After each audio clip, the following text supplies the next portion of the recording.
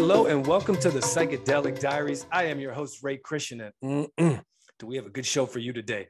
Ben Lightburn, CEO and founder of Filament Health, will be on the show for a deep dive and a soul search. We'll end the show as usual with a clap and a slap. We'll pick two companies in the psychedelic space for a little bit of critique and some praise. But let's get started with a nugget and a noodle. Producer Kevin is here, and today's news nugget is Toronto and Michigan both have active new bills for psychedelic legalization. This grassroots groundswell effort is nothing short of titillating. Stay tuned. And as for the noodle, something I've been noodling on of late is how we might approach evaluating the various compounds in psychedelics. For example, we've got alcohol, where you've got beer, liquor, and wine. They're quite different, but MDMA, psilocybin, and LSD are very different. So how do we approach evaluating the different indications, use cases, and applications? Something to noodle on. Well, that's it for the nugget and the noodle. Producer Kevin, are we all synced up with Ben? Ladies and gentlemen, if I may direct your attention, he is the CEO and founder of Filament Health, Ben Lightburn. Thank you for joining the show. Thank you, Ray. Pleasure to be on. Great intro. Thank you. Well, speaking of some great stuff, congrats on the Health Canada license. Congrats on the GMP status. And of course, going public. I appreciate your focus, Ben, on natural products and finding this kind of halfway point where you're taking natural products, but applying some IP into it. And as you said, I think extraction, purification, standardization. And I really liked your quote. You said, nature has done the hard work of perfecting plant species. So I'm curious, of all the places to start, how did you decide on psilocybin and how did you approach the IP? Yeah, it's a great question. It's true. Nature has evolved these species for hundreds of millions, if not billions of years, right? And they've evolved to have these compounds within them. It's important to remember that all psychedelics were once natural compounds, right? They were all found in nature. LSD, MDA, psilocybin, all these compounds were originally discovered in nature. We don't really know, interestingly, why these compounds and are present in these natural species and what sort of biological function they serve. It's a fascinating topic to look into. But the point is, they are all natural compounds. So when we got started with a naturally focused company, basically everyone was telling us that naturally extracted psychedelics just not possible, right? What do you mean you can't have a natural pharmaceutical? It's just not possible. Like, what are you talking about? They kind of looked at us like we had square heads or something like that. And so in order to prove them wrong, we thought it would be a wise strategy to start with one of the substances that's the most well-known, and the most well-known is probably psilocybin. Psilocybin has a lot of evidence for the consumption of the raw mushroom, and it also has a lot of clinical evidence now in the clinic using primarily synthetic psilocybin. And so we thought that would be a good place to start. And also for the fact that you can grow the mushrooms in your own lab, right? You don't need a large scale agricultural facility. I mean, we have a 3,500 square foot facility now with a growing operation in there. And from that, we could easily supply all the clinical trials that are ongoing in the whole world. Every month we produce something like a couple thousand high doses of psilocybin per month. The other reason to get started with psilocybin is that we noticed that unlike most other extracts that are out there, like say if you want to go make green tea extract, you just have to do a search on PubMed or on Google Patent Search or on wherever it is, and you will find everything there is to know about how to make a green tea extract. But if you do the same for how to make a magic mushroom extract, there is almost nothing published in sort of academia or patent literature. And a lot of what you read about sort of on the internet or in books, is actually turned out to be wrong. So we saw an opportunity to set the record straight on which techniques actually work. Because if we want to have safe, standardized, natural psilocybin, obviously we need to have extraction methods that work, that make a repeatable, stable form of psilocybin. But also it allowed us to develop new technologies that had never really been described before anywhere, and apply those to our manufacturing process. Because as we all know, it's not actually possible to patent these psychedelic compounds, psilocybin and others.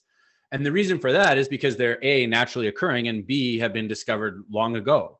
But what it is possible to do is patent manufacturing processes that are novel and non-obvious, that represent an improvement over the state of the art. So that's really what we did. We took psilocybin, we began growing the raw mushrooms.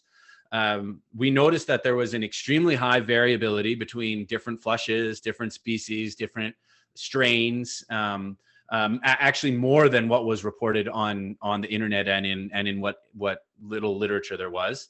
So applying extraction, purification, standardization technologies in order to arrive at a pharmaceutical grade, highly standardized dose was even more important. And that's what we did. So over the last little while, we've developed these technologies, implemented them, and we've actually arrived at the point where we've produced standardized pharmaceutical grade clinical trial drug candidates, which are set to be entered into human clinical trials. Well put. Very exciting stuff. So speaking of this natural angle, the idea of the entourage effect, Ben, I'm curious, where you've got alkaloids and other naturally derived compounds that are just part of the process that aren't going to be there for this synthesized psilocybin or other compounds. Let's just say the entourage effect does work and does have an application. How do you think we could go about proving that? That's a great question. And it's good to say, like, let's assume that the entourage effect exists. There is no clinical evidence to support that its existence. There is a lot of anecdotal evidence to support its existence. As an example, different people report that different strains of mushrooms have different biological effects. When you here in Canada, you can actually buy packages of mushrooms at the store. Some will say this one will make you yawn, and it's illegal, by the way. Just so you know, it's completely illegal, but it's openly tolerated. One will say, this will make you yawn. The other will say, well, this will make you laugh and giggle, and this one makes you social. This one makes you want to spend time alone and introspective.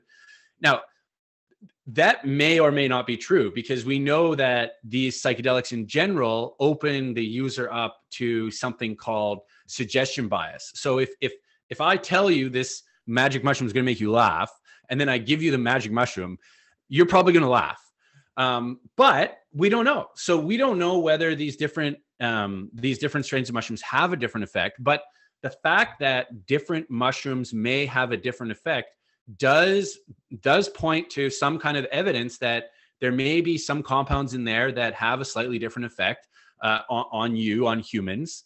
And that would be the beginning of the evidence of something like the entourage effect, right? The entourage effect being the idea that the whole complement of naturally occurring compounds in the magic mushroom can provide some kind of benefit over just the single compound primary metabolite, in the case of magic mushrooms, psilocybin. So we're very excited to be able to prove that.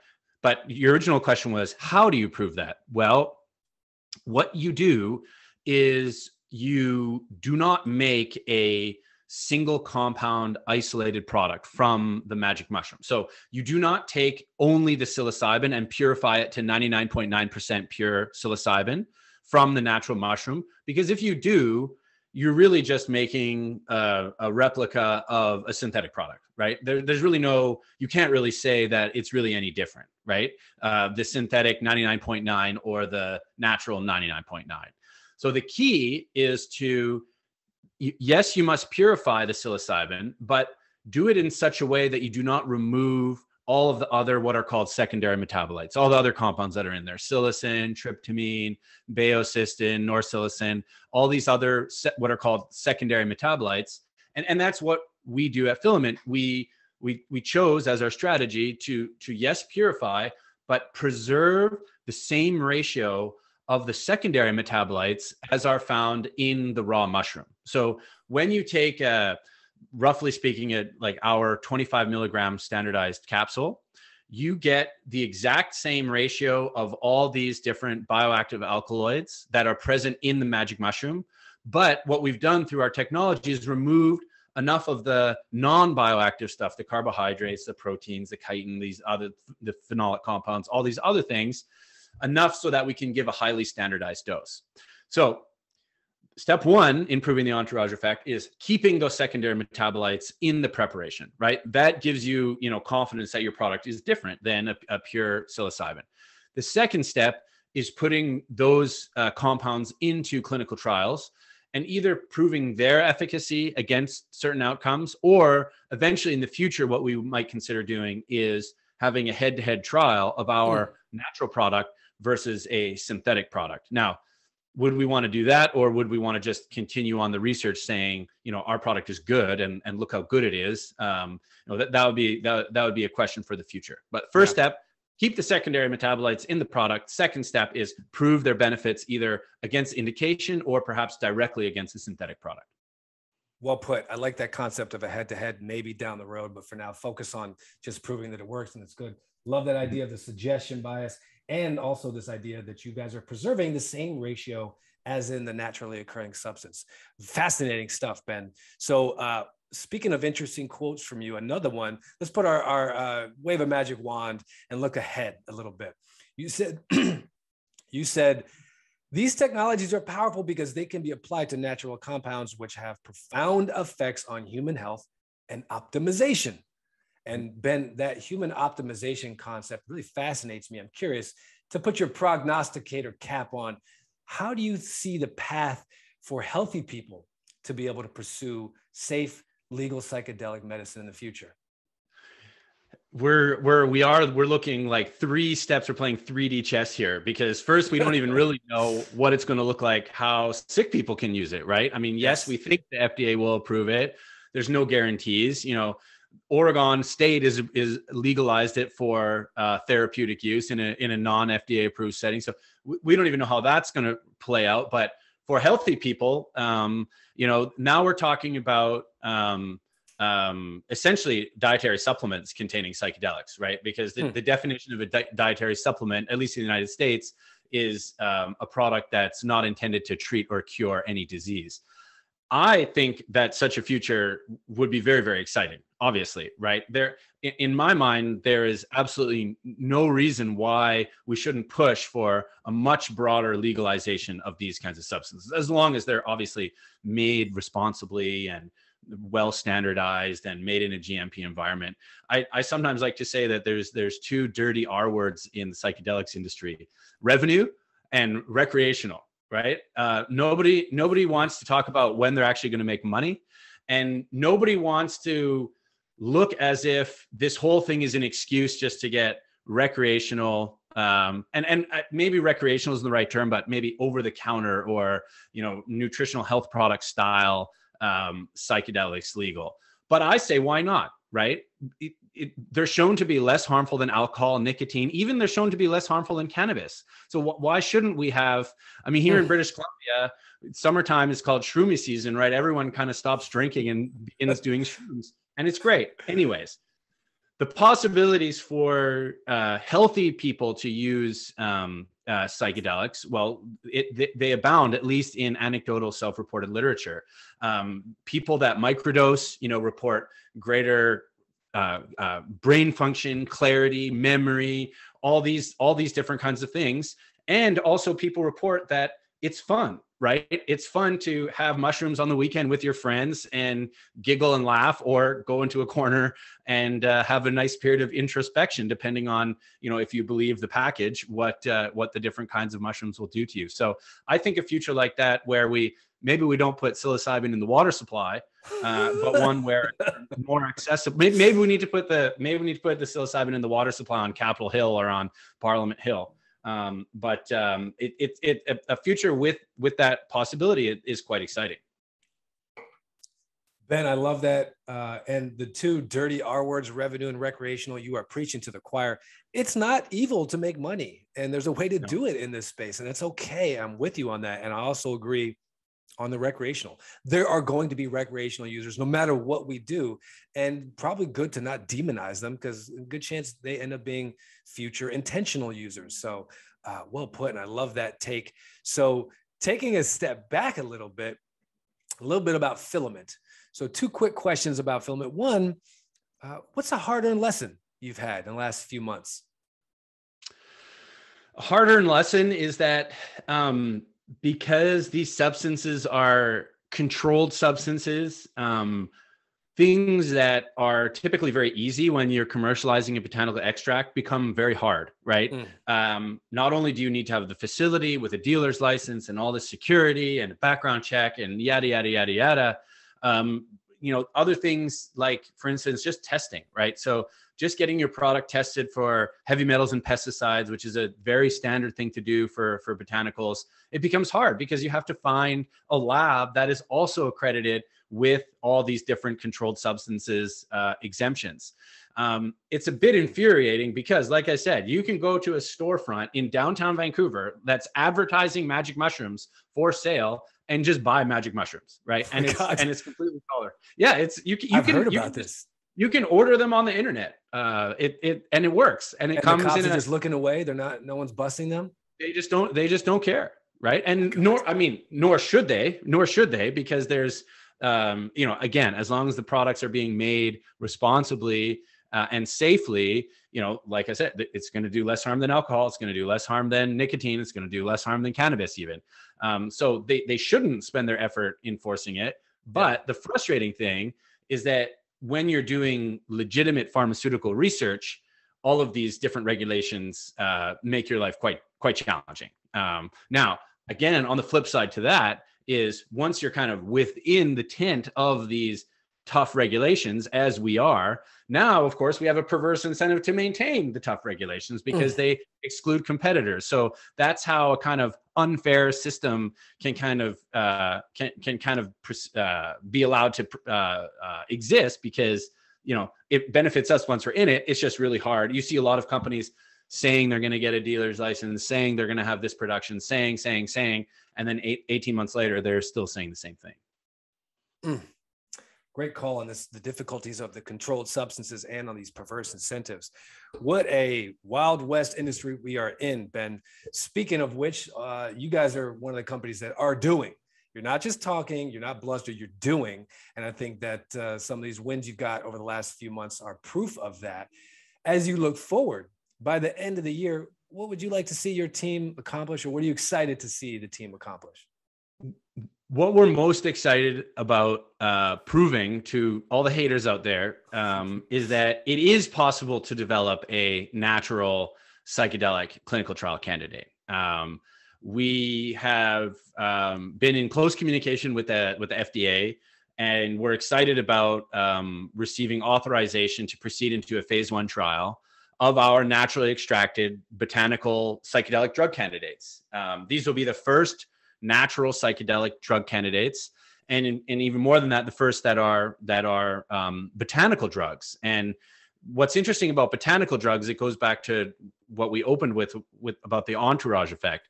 The botanical drug guidance in the FDA actually permits you to have multiple compounds in the extract, multiple mechanisms of action. So one could say it's perfectly suited for a psychedelic extract, which, as we know, has multiple bioactive elements.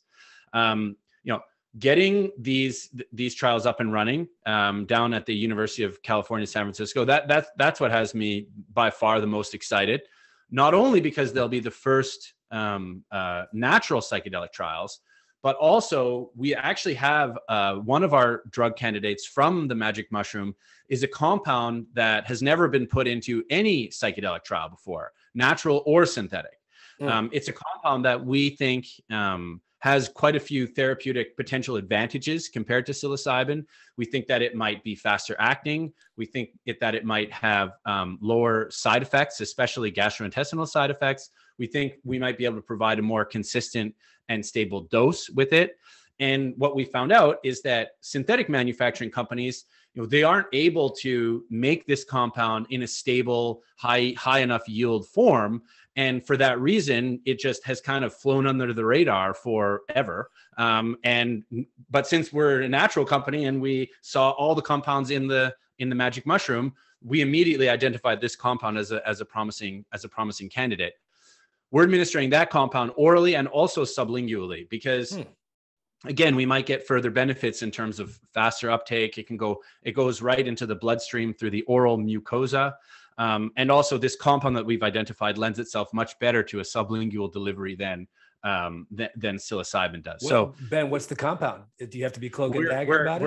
We're not sharing the name of the compound until the clinical trial gets approved because we don't want to give all the competitors too many clues. Okay. I like we don't want dagger to alert. We want to try to stay mum because we don't want people to know that in fact it is possible to make a stable formulation of this compound. Okay. We'll see. So stay tuned for exciting updates in that regard. UCSF clinical trials and a mystery unnamed compound to be determined later.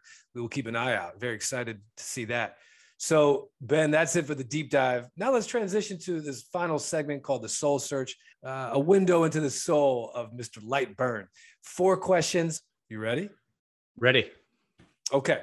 Question number 1. Ben, what's your favorite book? This Is Your Mind on Plants by Michael Pollan.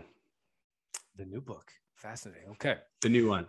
I'll have to check that out. So number 2, Ben, you are on a desert island and you only get to have one mind-altering substance for 10 years. And it could be anything as gentle as caffeine or as high as some of the bigger ones. What would be the one that you would go with?